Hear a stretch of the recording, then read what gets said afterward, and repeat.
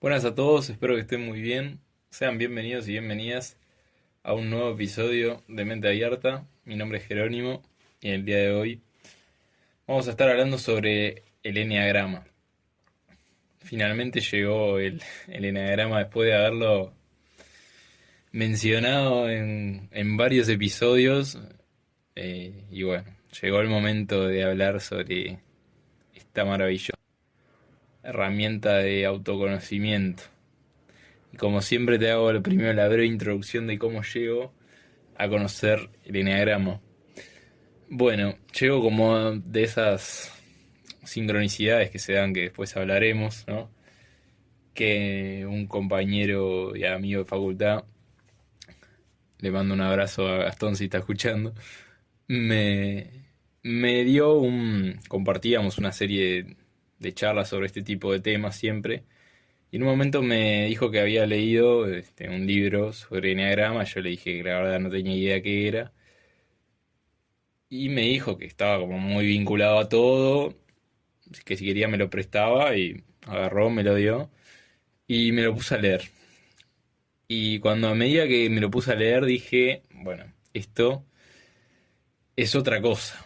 Como que me dio la sensación de que no era la típica herramienta de autoconocimiento, ¿no? Como algo sencillo o algo que prometía, ¿cómo decirlo? Esas cosas que se venden, ¿no? Que se vende mucho humo, se podría decir que te cambian la vida de un día para el otro y no sé qué. Pero al contrario, era algo con una profundidad tal, ¿no? Y algo que te hacía cuestionarte tanto, que te empezaba como a dar esa sensación de que era algo muy poderoso, de que era una herramienta muy poderosa.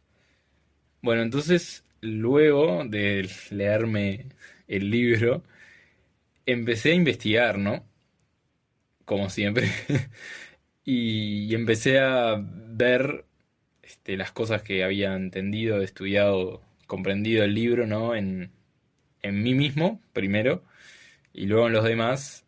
Y me abrió como otra puerta más, como a decir, bueno, como esas cosas que a veces te hacen clic, ¿no? Y te hacen como cambiar la perspectiva anterior que tenías. Bueno, esta fue sin duda una de ellas. Pero bueno, esa es como medio mi historia, que igual, como siempre, la voy vinculando a medida que voy hablando y transmitiendo, ¿no? Pero bueno, entonces, ¿para qué sirve el eneagrama? ¿Y qué es el eneagrama, no? El eneagrama es una herramienta que informa sobre y hace entender, ¿no? Sobre los tipos de personalidad que hay en la sociedad, en el mundo, digámosle. Es decir, plantea la existencia de varios subtipos de personalidad que existen en los seres humanos. Y entonces plantea 9 subtipos de personalidad, específicamente, ¿no? Lo que lo hace tan poderoso es que, por eso yo cuando lo leía me daba cuenta, que cuando uno identifica, siempre hay un subtipo predominante, ¿no? Con el que uno se identifica más. Uno se da cuenta de que creó un personaje y que su personalidad encaja en un subtipo, ¿no? De personalidad. Y creó un personaje a partir de eso que está muy distante de la realidad. Es decir, a mí yo como, como lo leí me cayó como algo decir, como medio estuve viviendo en una mentira. O sea, fue algo medio así. Porque lo que hace el enagrama es decirte, ¿no? Y te hace entender, bueno, lo que vos sos, vos que te crees que sos esto, y que sos como, bueno, en mi caso tengo un subtipo de personalidad que justamente aparece en enagrama y me río porque tiene como un sentimiento de ser como único o especial, que es como el línea tipo 4 tengo como un componente 4 fuerte. Entonces, claro, como lo leía era como, como decir, ya está, o sea, me diste vuelta, me hiciste dar cuenta que no soy nada de lo que pensaba que era, sino que todo ese funcionamiento que yo me creé en mi cabeza encaja en un subtipo de personalidad que es fácilmente reproducible en la sociedad, o sea, que otras personas tienen el mismo, y no solo eso, sino que desarrollaste este tipo de personalidad por esto. Y eso es también lo que te dice el enagrama. Pero bueno, ya me adelanto siempre y no quiero perder como la cronología, ¿no? De las cosas, entonces voy a empezar desde el principio, ¿no?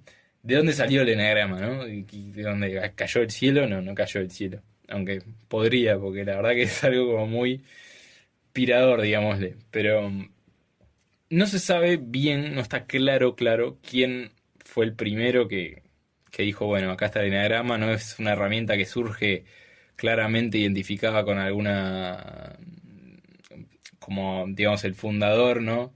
O más como el padre de la psicología, podríamos decir que es Freud y mirando para atrás también tenemos otros, pero digo, siempre uno dice psicología y piensa en Freud, por ejemplo.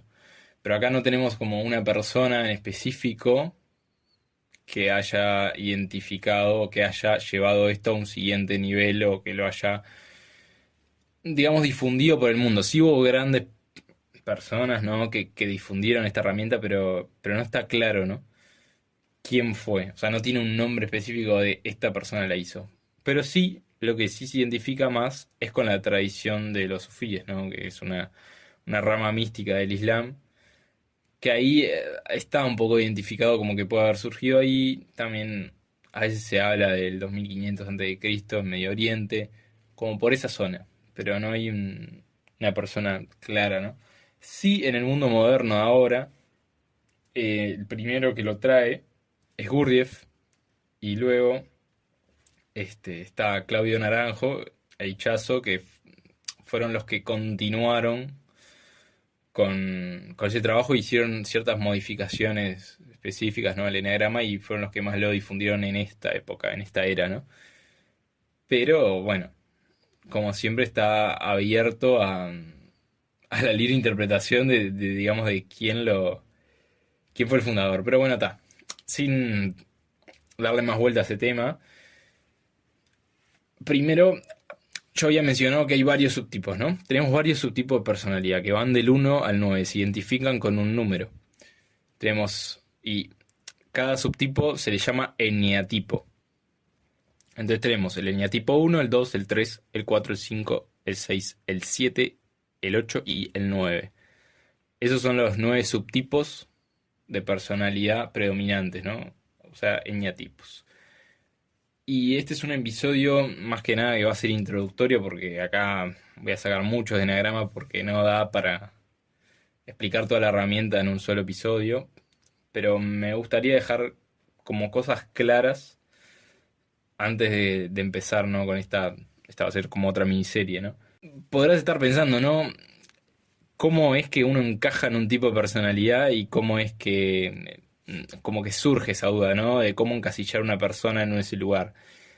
Y lo cierto es que no es tan así. Es decir, cuando uno lee, se pone a leer todos el enagrama, todos los subtipos de personalidad, o sea, los eneatipos, se da cuenta que, mira, tengo cosas del eneatipo 3, del 4, del 9, o sea, tenemos un poco de todos, pero siempre hay uno predominante, que eso es como lo que hay que prestarle atención, porque es el que más peso tiene en nuestra personalidad.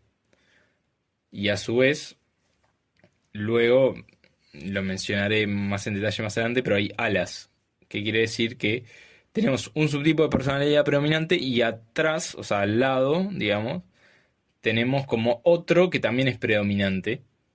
Son como los dos más predominantes. Siempre hay uno predominante y otro que abajo está como predominante, pero no es tan predominante como el otro, ¿se entiende? Son como los dos más importantes que influyen, ¿no? Y van como conectados. Pero bueno, eso es para después. Entonces, no todas las características hay que compartirlas. O sea, cuando uno lee, yo leo mi tipo predominante, siempre hay alguna cosa que no estoy de acuerdo o que veo que no la tengo, pero sí veo que tengo la mayoría de esas características.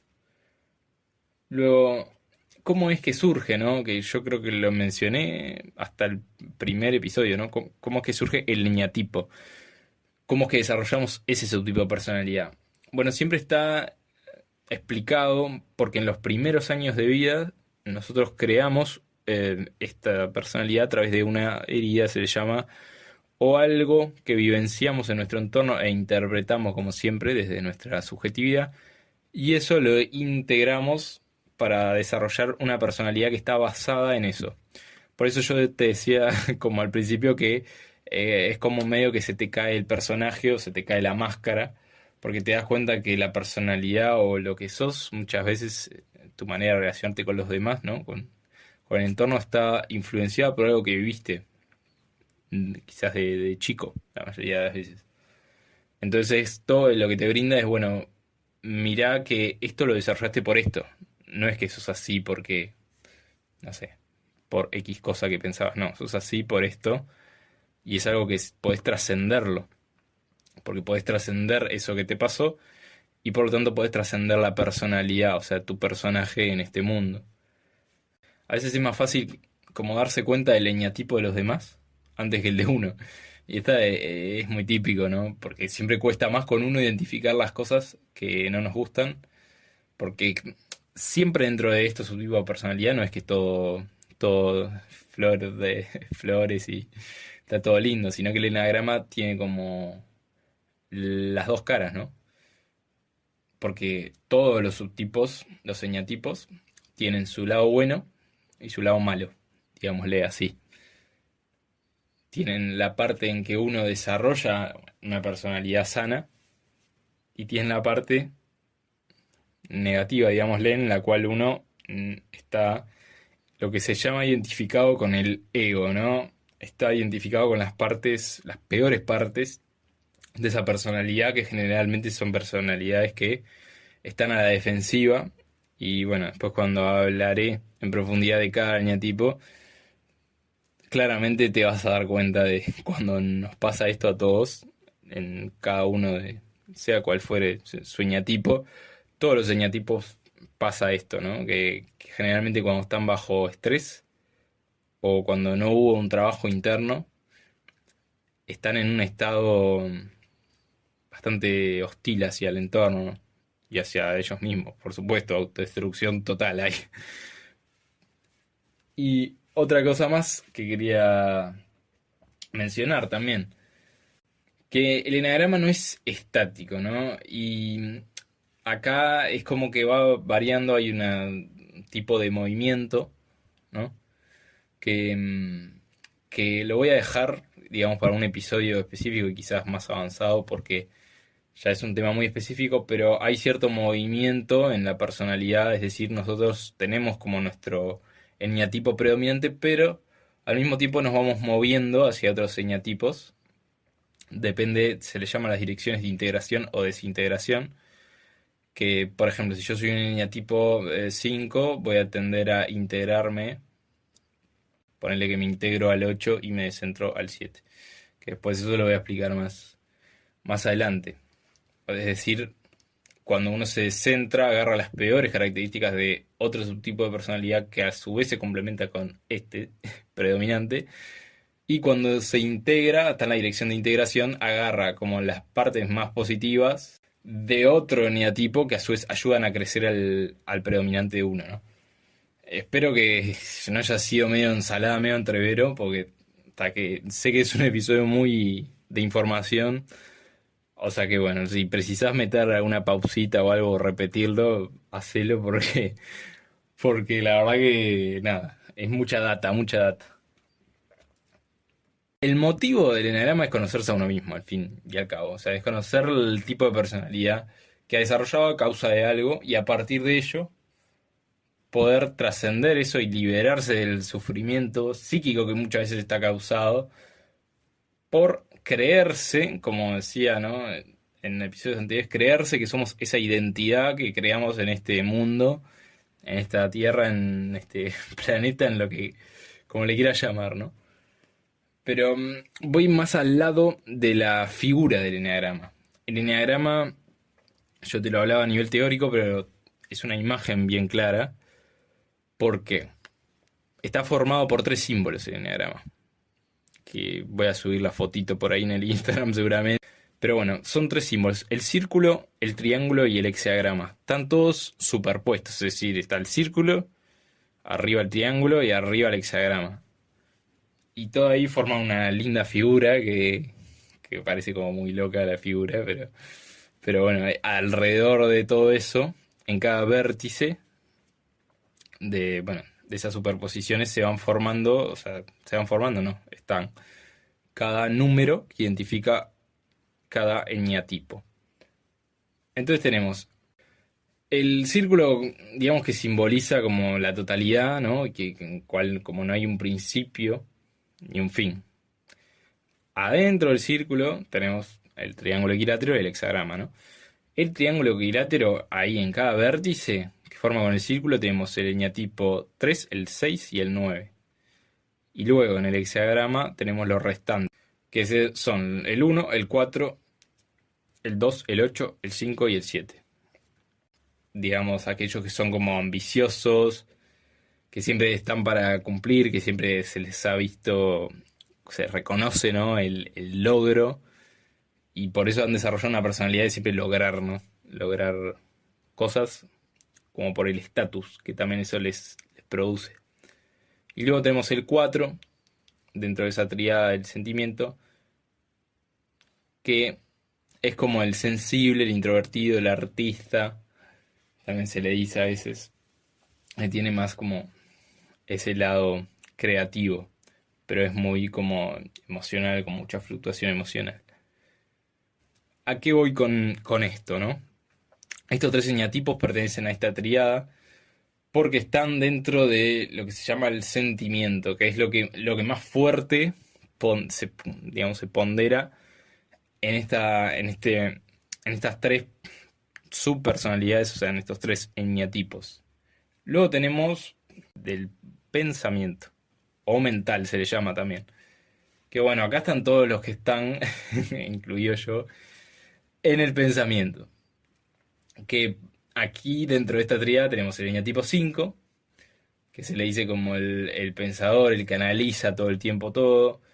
Luego tenemos el eñatipo 6, que es como se llama el leal, que es como el que es muy comprometido con sus vínculos más cercanos, que es bastante meticuloso para algunas cosas, que también tiene como una actitud media pasiva y a la vez como agresiva. Y luego tenemos el 7, que es como el amigote, se le dice a veces, que es como el que se lleva muy bien con todos, es como extrovertido, le gusta la salida, le gusta, me río porque me hace acordar eh, algún amigo. Y luego tenemos la última triada, ¿no? Que están en primer lugar el eñatipo 8, que es como un eñatipo del poder más que nada, que es como confiado de sí mismo, que a su vez es agresivo, que confronta. Es como el típico líder, que bueno, cuando está en el ego, bueno, no te cruces a un 8 en el ego porque te va a decir de todo. El 9 también tenemos dentro de este triada del instinto. Es como el receptivo, el pacifista, se le dice a veces, que es como el fácil de tratar, el que es complaciente con los demás, medio como una actitud media pasiva también. Y por último tenemos el número 1, que es como el reformador, que es un eneatipo muy racional, muy ordenado y muy perfeccionista.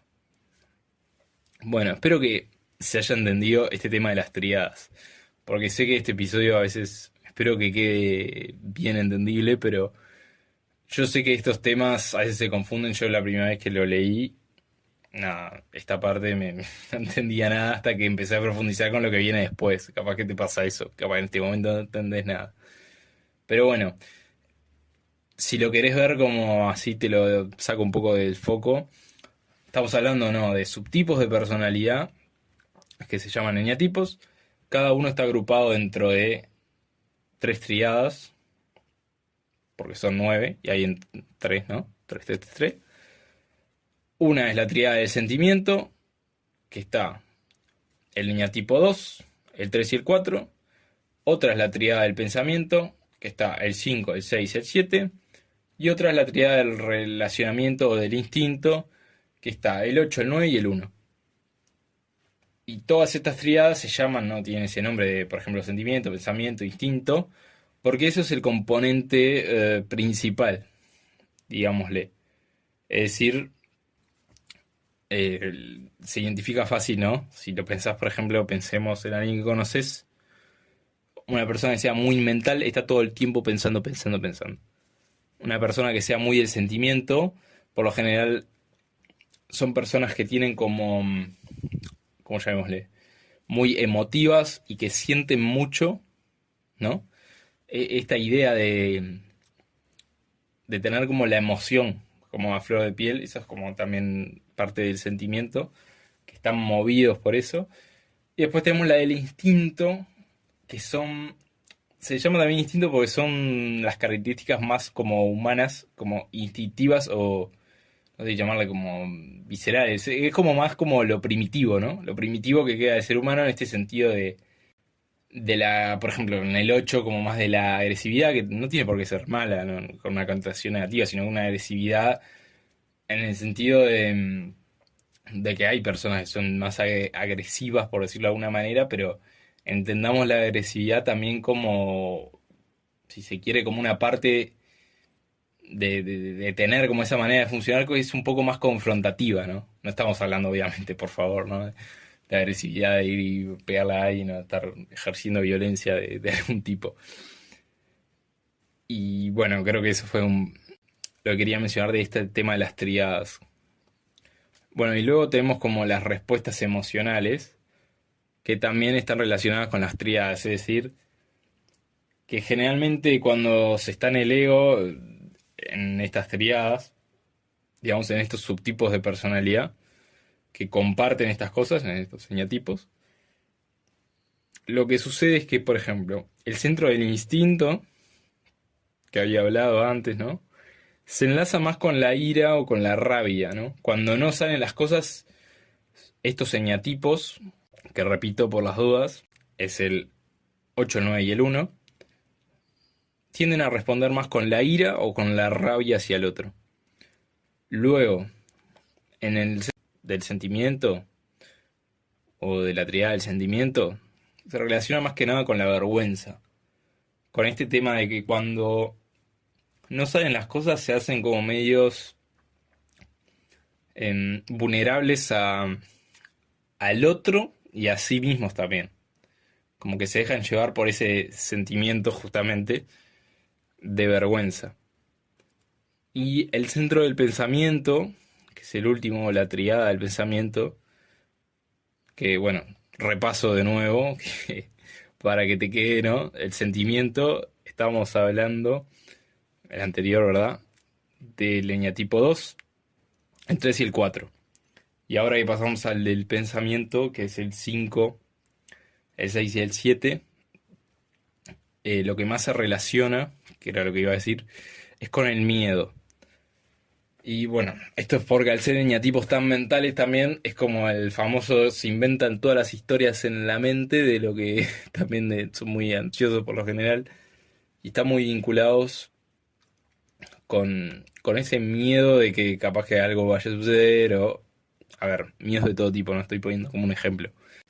Temas más ansiosos propios de ese mecanismo de estar todo el tiempo sobrepensando y dándole al pensamiento y que sirve obviamente para algunas cosas, todos sirven, porque tienen su lado bueno y malo, claro, o sea, son maneras de funcionar, pero claro, cuando no encuentran la manera de salir de ahí es cuando aparece el problema.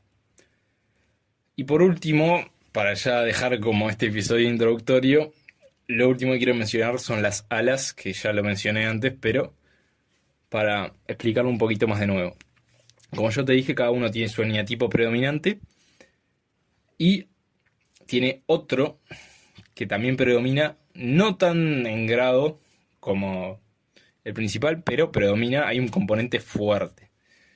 Esa sería el ala. Y las alas están ubicadas al costado de cada uno. Es decir, si soy eneatipo 5, mi ala va a ser un 6. O sea, mi ala voy a tener un componente 6, un componente 4 fuerte. Una de las dos va a ser. Obviamente que todas estas cosas no son tan lineales, está explicado así porque, como para que se pueda entender, ¿no? Pero no es tan claro así, tan evidente de agarro y me toca así pim pum pam y está todo bárbaro, no. Pero bueno, eso es como el tema para cerrar. Espero que se haya entendido. Yo hasta cuando lo explico a veces me notarás como un poco distinto porque es mucha información y también la quería transmitir como enterita para que quede. Esta parte sí es un poco compleja de memorizar, sobre todo el tema de las triadas. Yo por eso las tengo anotadas acá. Claramente a veces me falla alguna, no me acuerdo clarito de una y tal, y voy de nuevo y las busco. Lo que sí hay que tener claro es lo que viene después, que voy a estar pasando en episodios siguientes, que es cada subtipo, o sea, cada eneatipo en profundidad. Voy a dar como cada episodio de cada uno un poquito, un pantallazo general va a ser claramente, porque si no es muy extenso. Pero la idea para mí que te tenés que quedar de hoy es como la básica, ¿no? De esto que hay varios eneatipos, tenés uno predominante y uno que también te predomina, no tanto como el principal, pero es como un predominio secundario, dentro de una amplia gama de 9, ¿verdad? Entonces, yo creo que lo principal es que te quedes con esa idea, todo lo demás es información que bueno, sobre todo la parte de las triadas que te expliqué y dónde están en los triángulos, en el hexagrama, bueno, está, es información. Pero más o menos quiero que te quedes con esa idea y, ta, y sobre todo las puntualizaciones que hice al principio, sobre todo esto de que no es que uno es mejor que otro, ni a tipo, ni que, ni que una cosa ni la otra, o sea, es como mantener el equilibrio, como siempre hablamos. Lo que sí, te voy a dejar un link para que, si te interesó este tema, ya tengas tu eñatipo. Te voy a pasar cómo esto se identifica por cuestionarios, más que nada, de tu manera de funcionar y de ser. Entonces te dejo algún cuestionario para que identifiques cuál es tu subtipo predominante y eso te va a ayudar a que en los episodios siguientes que hables sobre cada eñatipo en específico, digas yo, por ejemplo, no sé, me salió que soy un eñatipo 3, ¿no? Entonces, bueno, voy al episodio de eñatipo 3, lo escucho y veo a ver qué me pasa, si siento que va conmigo, si siento que no es tan así.